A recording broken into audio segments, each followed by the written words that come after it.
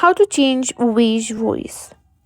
If you're tired of hearing the same old Waze voice and want to switch things up, you're in the right place. In today's video, I'll show you how to change the voice and Waze so you can get directions in a new and fun way. So let's dive right in. First things first, make sure you have Waze app installed on your device. Simply open App Store or Google Play Store and search for Waze and make sure you download it. Once your app is downloaded, simply open your Waze app on your phone and make sure you're logged into your account.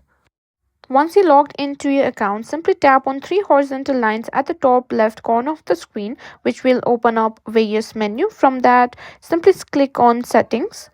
In the Settings menu, scroll down and tap on Voice and Sound. This is where you can adjust all your voice and sound preferences.